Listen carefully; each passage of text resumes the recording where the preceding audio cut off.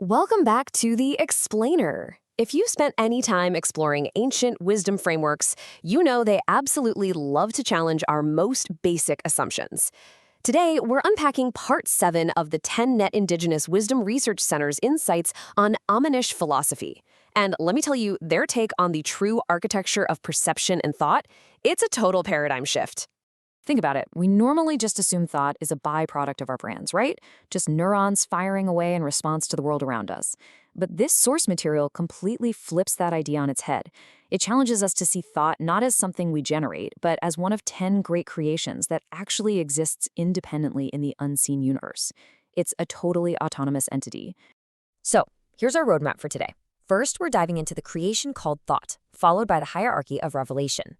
From there, we'll explore perception through relative and present thought, and then symbolic and imaginative thought. Finally, we're going to see exactly how all this shapes our daily reality. All right, let's start with part 1, the creation called thought, and its role as an independent entity in Addmesh philosophy. To get started, we have to nail down what thought, or hasab in Amharic, actually means in this framework. It's way more than just a quick cognitive spark. It's literally an unseen entity that descends and rests upon us. And when it does, it brings what the philosophy calls revelation or megalet. That specific interaction right there, that's what actually unlocks our ability to perceive the universe. Moving on to part 2, we're looking at the hierarchy of revelation and how it expands the scope of our perception. Now, what does this revelation actually do for us? Well, it's not simply about cramming new facts into your head or memorizing data. It's really more of an existential upgrade. It fundamentally expands the scale of how you see and interact with reality. So your capacity to understand the universe isn't based on your IQ, it's based entirely on the level of revelation you've actually received. And this sets up a genuinely fascinating hierarchy of perception across different beings.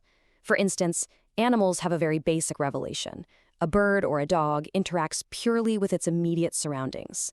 We humans have a much more advanced revelation, which is exactly why we sit around asking deep existential questions about our origins and our creator. But it doesn't stop there.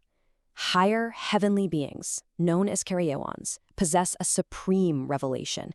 It's so incredibly vast that they actually act as the hands of wisdom used to build the cosmos itself. Mind-blowing, right? Okay, into part 3, relative and current thought. Let's break down the first 2 phases of thought. So, how does this revelation actually show up in our daily lives? It operates through what the source material calls the 4 phases of thought. These are basically 4 distinct frameworks we use to process reality.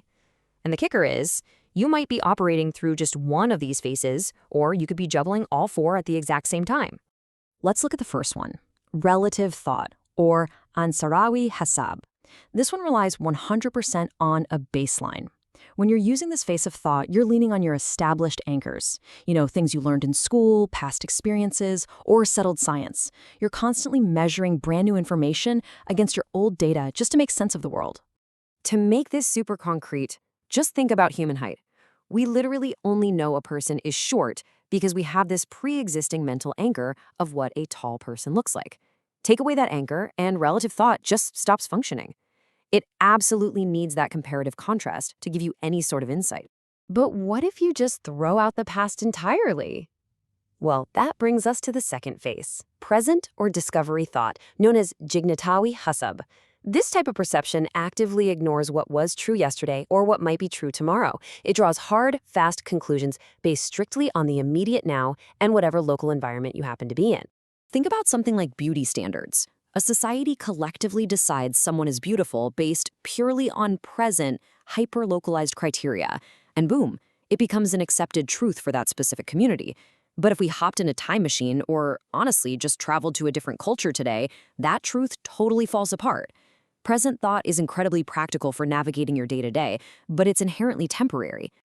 All right, moving into part 4, symbolic and imaginative thought.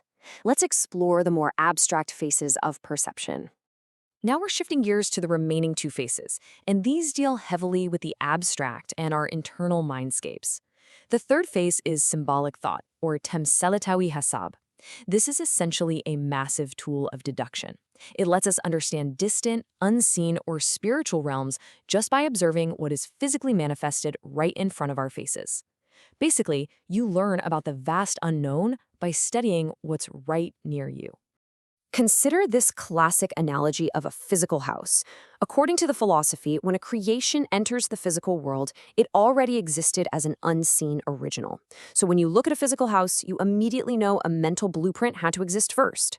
By closely examining the physical walls and the layout, symbolic thought allows you to deduce the nature of the unseen architect.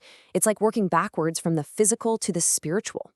And finally, we arrive at the fourth phase, imaginative thought, or minabawi hasab.